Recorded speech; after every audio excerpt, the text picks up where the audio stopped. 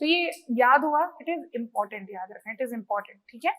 हमने उसे पढ़ा तो था, मैंने ये भी बता दिया था कि पहले और तीसरी जो बौद्ध संगति है उसमें क्या कुछ हुआ था। हमने देखा था कि पीटकों की रचना हुई थी, दूसरी और चौथी में हमने देखा था बौद्ध धर्म अलग अलग उसमें टूटा था, ठीक है। लेकिन उनके बारे में कुछ बातें हमको पढ़नी थी, हमने थोड़ी सी डिटेल नहीं पढ़ी थी, उसको हम कंप्लीट कर लेते हैं, फिर बौद्ध धर्म की शिक्षाएं पढ़ लेंगे।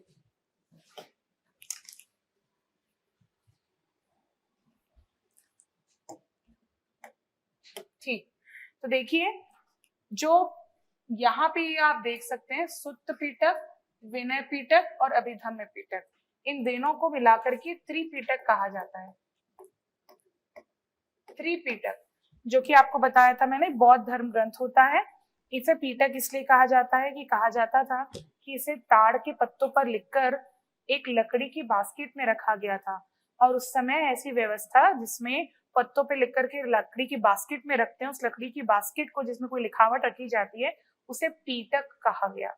इस वजह से क्योंकि इसे इस तरह से लिखा गया था, किसी लकड़ी की बास्केट में पत्तों पर लिख करके रखा गया था, इसलिए पीटक कहा गया, और इनकी संख्या 3 थी इसलिए त्रिपीटक। सुत्त, विनय और अभिधम्य। सुत्त पीटक जो है बुद्ध के उपदेशों का संकलन है, compilation of the sermons of Gautam Buddha. उन्होंने अपने जीवन काल में जो भी उपदेश दिए हैं उसे शब्दता इसमें लिख दिया गया, जिसको जैसा याद रहा बौद्ध भिक्षुओं को। विनय पीटक जो है बौद्ध धर्म की रूल रेगुलेशन है, नियम कायदे कानून, धार्मिक जो होता है ना डूज एंड डोंट्स की, क्या करना चाहिए क्या नहीं करना चाहिए, रूल रेगुलेशन, वो है विनय पीटक में। और अभिधम्य पीटक में बुद्ध के उपदेशों की व्याख्या है, यानी कि सुत्त पीटक में उन्होंने जो कुछ कहा उसको एक्सप्लेन किया गया है, उसको इंटरप्रेट किया गया है तीसरे वाले पीटक में जिसका नाम है अभिधम्य पीटक, जो अशोक के टाइम हुआ, ठीक है। तो याद रखना सरमन्स यानी कि उनके उपदेशों का संकलन, पहला वाला सुत्त पीटक। दूसरा विनय पीटक क्या है, उन नियम कायदे कानून रूल रेगुलेशंस, और तीसरा अभिधम्य पीटक बुद्ध के उपदेशों की व्याख्या है, explanation interpretation to the sermons of Gautam Buddha, ठीक है। नई बात, तो ये है त्रिपीटक, पहले दोनों बने आपका फर्स्ट वाले में, थर्ड वाले में थर्ड वाला, ठीक है। अब हम आ जाते हैं इनके संप्रदायों में। तो देखिए स्थावीर महासंघीर अब अस्तित्व में नहीं है, तो उसको हमको पढ़ने की जरूरत नहीं, हमको पढ़ना है मेनली हीनयान महायान। दरअसल हीनयान महायान अगर आप जान सकते हैं तो स्थावीर और महासंघीर उसी का ही विस्तार है।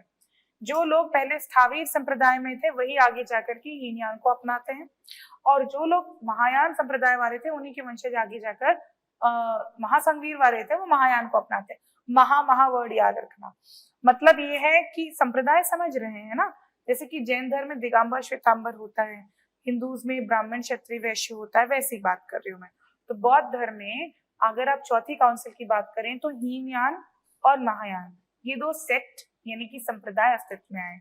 हीनयान थोड़ा सा स्थावीर से मिलता जुलता था और महायान महासंघीर से मिलता जुलता था, ठीक है। अब हीनयान महायान में क्या डिफरेंस है ये पूछता है आपसे।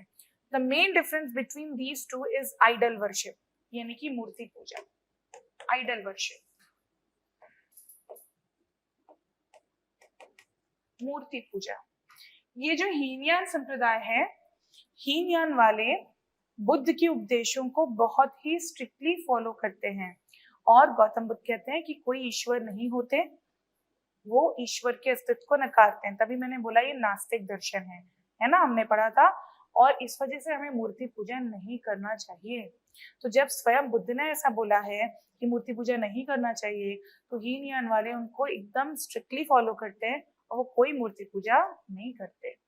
जबकि महायान वाले जो हैं, मतलब हीनयान वाले क्या करते हैं, गौतम बुद्ध को एक महापुरुष मानते हैं जिनकी वाणियों को वो फॉलो कर रहे हैं। उन्होंने बोला कि कोई ईश्वर नहीं है, आप आत्मज्ञान की तलाश करिए, तो महापुरुष मानकर उनके कहे अनुसार वो चलते हैं।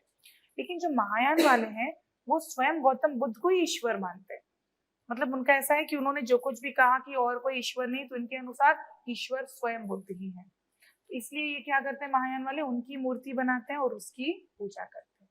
मतलब हीनयान में मूर्ति पूजा नहीं होती, महायान में मूर्ति पूजा होती है, ये याद रखिए।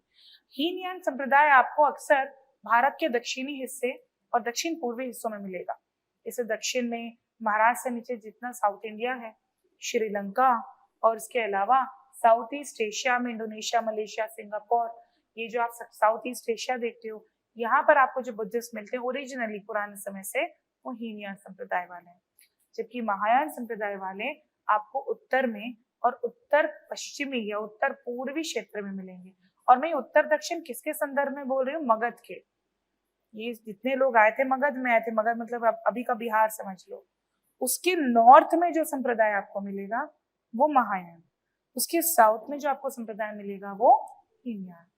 तो महायान वाले अगर आप वर्तमान में देखेंगे तो चीन, जापान, दक्षिण कोरिया, उत्तर कोरिया, ये सब महायान संप्रदाय वाले, ठीक है। इसलिए आपने देखा होगा बुद्ध की जितनी मूर्तियां होती हैं, स्टेच्यूज होते हैं, वो महायान संप्रदाय वाले ज्यादा बनाते हैं।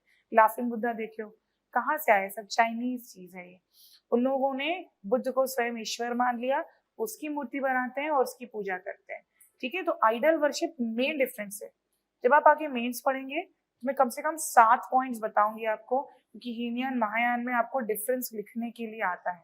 यहाँ पे सिर्फ इतना समझ लीजिए कि आइडल वर्शिप